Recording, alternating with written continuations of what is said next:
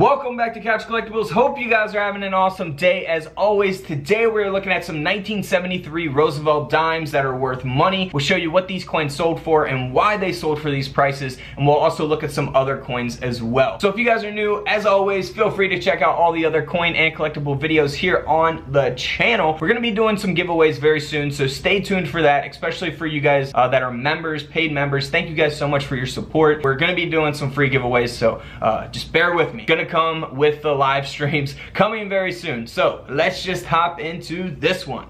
Alright, so starting off first here with a mint error coin. This is a 1973 Roosevelt dime that was struck 50% off center. It is graded by Annex at a mint state 63. So the coin grading scale goes up to 70. This is at a 63. 70 is the best grade you can get. This dime ended up selling for over $140.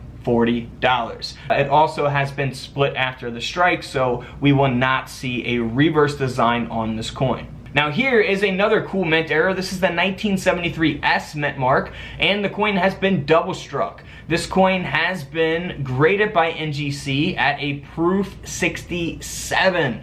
So a big difference between proof coins and regular business strike coins. Business strike coins are typically the coins that you'll find in your everyday pocket change.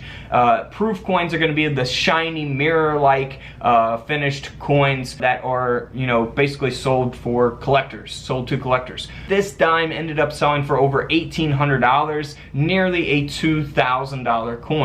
Now here's a 1973 D mint mark. So of course this is a business strike dime, and it has an obverse die cap. Now you can look for die caps on all kinds of different coins. Again, on this coin we will not have a reverse design either. So graded by NGC at a mint state 66. This dime sold for over $540. Next up is a 1973 D mint mark that just has a very high grade, so that's where all of the value comes in at. It doesn't have any type of mint errors or anything like that. The coin just has a very high grade, and that's why this dime sold for around $80. So not something you really want to get graded, in my opinion, because you're not going to make a fortune off, you know, high graded 1973 dimes. Alright, so here's a 1973 D mint mark that has been double struck. The second strike is 40% off center. This coin was cleaned, unfortunately, so do not clean your coins. It will take away from the value. Had it not been cleaned, it could have sold for more money, but this coin still ended up selling for over $215. Moving right along, one of my favorite coins of this video. This coin sold for over $1,000. And that's because it had a magnetic slag struck into the front of the coin, the obverse of the coin. It is graded by PCGS, the coin grading company, at a mint state 62. Super unique error here. Like I said, this coin sold for over $1,000. Now back to the proof coin. This is a 1973 S mint mark that has been double struck, with those strikes being off center. It is graded at a proof 67. This is a really cool coin as well. That's why this dime sold for over $975. Again, nearly $1,000 coin. Now here's the 1973 no mint mark. So this is the same as the high graded D mint mark. Basically the high grade is what is going to give the coin its value. That's why the coin sold for over $400. Now here's a 1973 S mint mark, again a proof coin that was struck onto a Liberia coin planchet, a 1-cent planchet from Liberia. So that is super rare, of course, to have an error like this, especially on the proof coin. That's why this dime sold for over $2,800. $2,800. Now here is the regular proof dime that does not have any types of mint errors. However, it has a perfect grade. A proof 70, you cannot get higher than a 70 on the coin grading scale. Proof 70 deep cameo grade by PCGS. This dime sold for over $7,000. Wow. Moving on here to a 1973 D mint mark that has been triple struck. So look at that. Of course, something like this we're not finding in a coin roll, but I'm going to throw it in there because it's a 1973 Roosevelt dime. And this coin sold for over $800. Here are some other dimes that are worth money. Alright, so 1963. Alright, let's start with the double die reverse. So this is going to be the D mint mark. If you're not familiar with where the D mint mark is, It's going to be there on the reverse to the left of the bottom of the torch.